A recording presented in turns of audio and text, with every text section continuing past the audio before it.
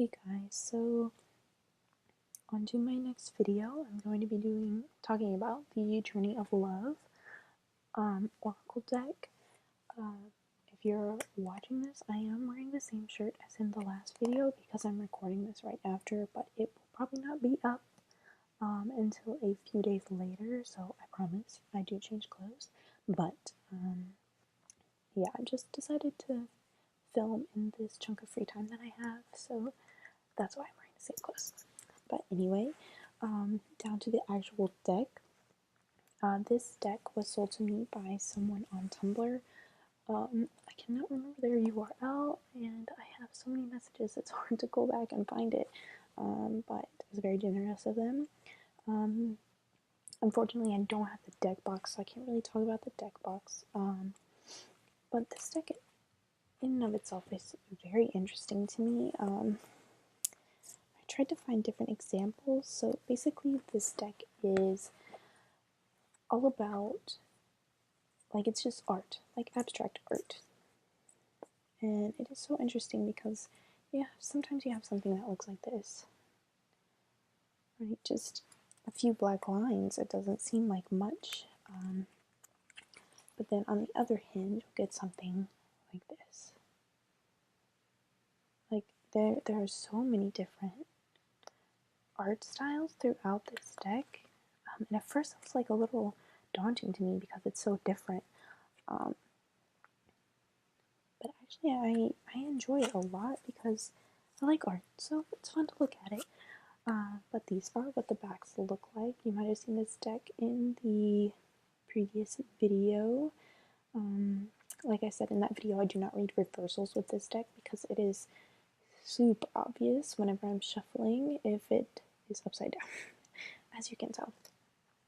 So, like I said in the last video, again, I do not trim my decks, but I know some people enjoy to do that if there are borders that may not be necessarily contributing to the interpretation, such as these borders right here.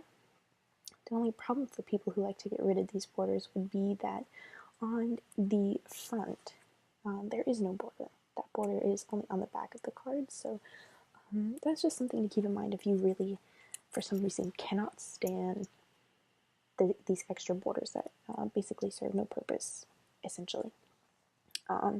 Because on the front there are not borders, so if you try to trim it, you might end up getting into the words, which I feel like help a lot in this deck since it is abstract art. I feel like they help guide your interpretation. I keep them wrapped up in this little rubber band, which they came with. This is the guidebook. I think this is a very helpful guidebook, and I feel that way about basically all Oracle decks, just because I like to know like what the intention was going into the creation of the deck. Although intuition can be important, I like to take into account what it was meant to mean, if that makes sense. And at the end of each card's description, there's a sort of poem, almost. Yeah, I would call it a poem. In italics, this might show backwards, so I don't know if you'll be able to see it, but you can see the difference. Like, this is the interpretation of the card, and this is the poem at the end. And the guidebook is written as if it is talking directly to you. If you can see, it says you are being watched. Some guidebooks speak in sort of a third person, like this card means blah blah blah. But this guidebook kind of really brings you into it, like it's talking directly to you. So yeah, I really like that. It's very descriptive. There's a lot of information there, other than, you know, in like the standard Rider-Waite decks, you get that tiny little little booklet that's like stapled together, and it doesn't have hardly any information in it, really. So you would have to do like outside studying, which is easy for the Rider-Waite decks. So This is sort of the compromise for not really being able to like Google what each of the cards mean in the Journey of Love deck. If I figure this thing out, I will try to leave a picture of what the box looks like that it comes in. Since I don't have that, I can't show it to you.